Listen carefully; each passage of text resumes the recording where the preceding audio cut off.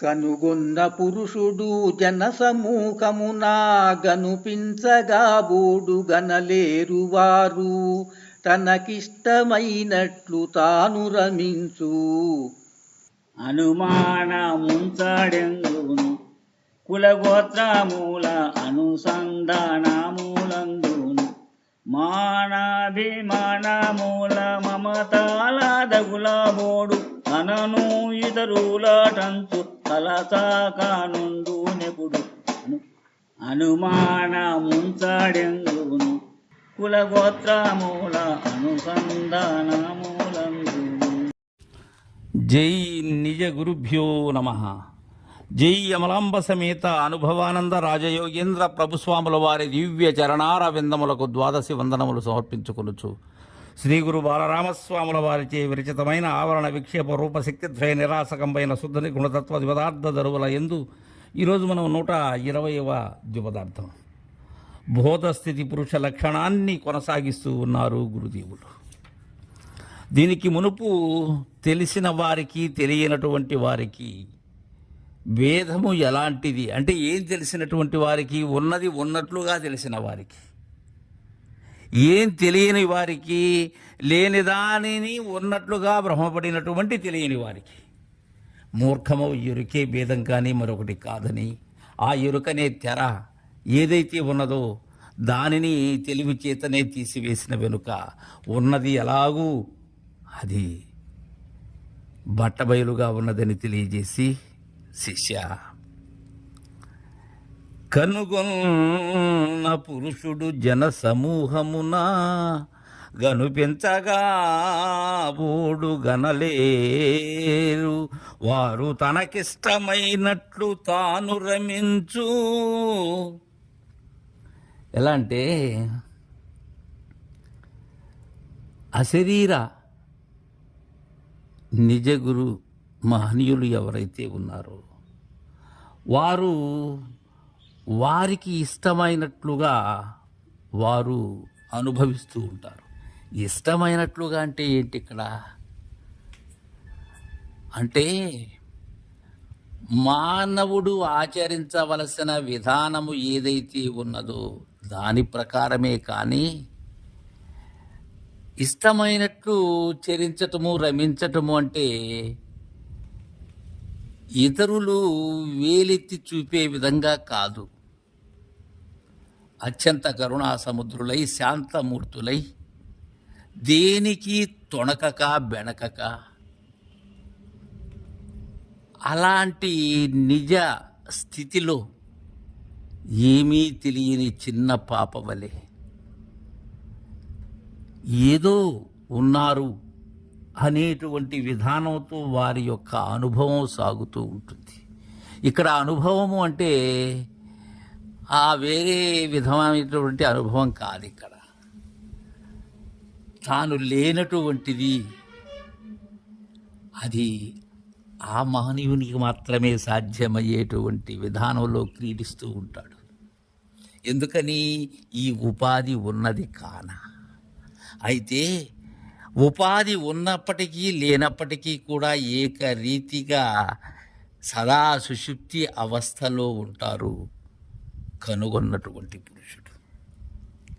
అందుకే కనుగొన్న పురుషుడు.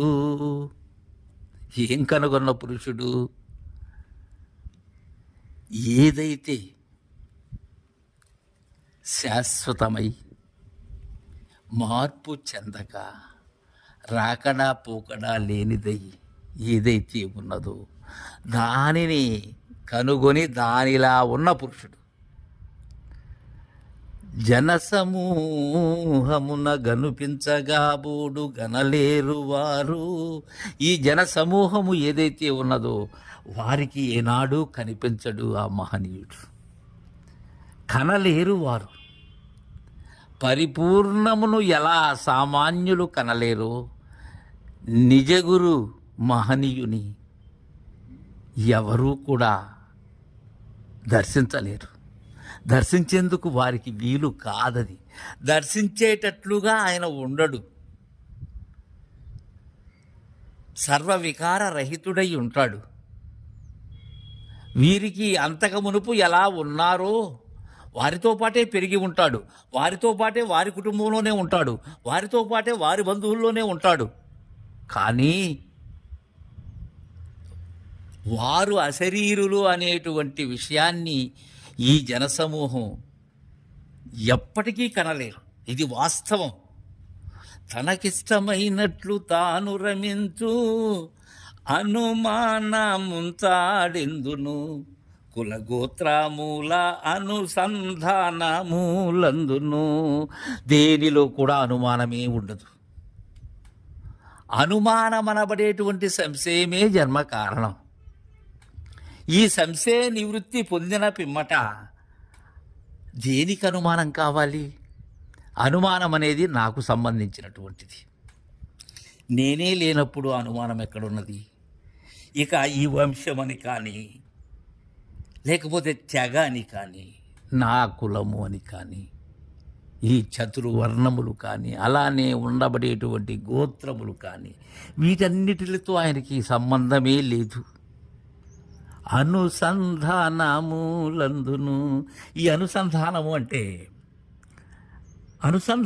అంటే కూర్పు అని, ఇంకా స్మరణమని, ఇంకా చెప్పాలి అంటే ఇక్కడ బాలరామ పండితుల వారు ఈ దైవ విషయములైనటువంటి మిగిలినటువంటి త్రిమతములు ఏవైతే మనకు అందజేశాయో దానికి సంబంధించినటువంటి గ్రంథాలు కానీ, దానికి సంబంధించినటువంటి విషయాలు కానీ వాటితో అనుసంధానం కాడు. ఈ మాయ రూపమైనటువంటి ఈ నేననే బ్రహ్మము ఏదైతే ఉన్నదో, మిగిలినటువంటి వారంతా కూడా ప్రతిపాదించినటువంటి బ్రహ్మము ఏదైతే ఉన్నదో అది ఎరిగి అది లేనిదని తెలిసినటువంటి మహనీయుడు ఆయన. కాబట్టి అనుమానముంచాడెందును కులగోత్రముల అనుసంధానములందును.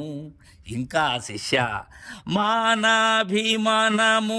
మమతాల దగులాబోడు తనను నితరులాటంచు తల చాక నుండు నిపుడు అనుమానముంచాడెందును కులగోత్రముల అనుసంధానములందును. ఈ మానము అభిమానము, ఒకదాని మీద అభిమానం ఉంచుకోవటం, ఇంకొక దాని మీద వ్యతిరేకత ఉంచుకోవటం, ఇలాంటివి ఉండవు. ఇవి మనం ఆపాదిస్తూ ఉంటాం. అలాంటి వారికి తెలియక వారు ఏది పట్టరు. మమతలకు ఏనాడు తగులబోడు. ఈ మమతలు అనబడేటువంటివే సంఖ్యల, వాటిని ఏనాడో వీడినటువంటి మహనీయుడు. వీడటం అంటే ఏంటి? ఇక్కడ అవి లేనివి అనేటువంటి విధానాన్ని దృఢపడటమే వీడటం. అంతేగాని వాటిని వదిలిపెట్టేసి తన యొక్క భార్యాపుత్రులనో లేకపోతే బంధువులను విడిచిపెట్టేసి ఎక్కడో అరణ్యాల్లో పోయి కూర్చొని ఉండటం కాదు. వాటితో తగులుకొని ఉండడు. ఉన్నది ఆ బాంధవ్యంలోనే ఉన్నాడు. ఇంతకు మునుపు ఎలా ఉన్నాడో అలానే ఉన్నాడు. తన పాత్ర తాను సక్రమంగా నిర్వర్తిస్తూనే ఉన్నాడు. కానీ అవి అంతరంగా లేవు. నది మీద పడవ ప్రయాణంలాగా ఉన్నదే కానీ పడవలో నది ప్రయాణంలాగా లేదు. ఇక్కడ ఇంకొకటి, తనను ఇతరులు, నేను ఇతరులు, నేను వారు అనేటివి ఎప్పుడు ఉంటాయి? అవి ద్వంద్వముతో ఉన్నప్పుడు ఉంటాయి. అలా తనను ఇతరులను అటంచు తలచక ఉండు ఎప్పుడూ కూడా అలాంటి తలపే లేదు. తలపులే లేనటువంటి వారికి తలపేమున్నది? ఇక్కడ ఎరిగినటువంటి వారు, ఎరిగి ఉన్నదాని మరుగును మరిగినటువంటి వారు, ఏదీ కానటువంటి వారు ఎలా ఉంటారు? ఆ బోధస్థితి పురుషుని యొక్క లక్షణాన్ని మనకు చక్కగా తెలియజేశారు బాలరామ పండితులు. రేపు తరువాయి ద్విపదార్థాన్ని ముచ్చటించుకుందాం. జై గురుదేవా.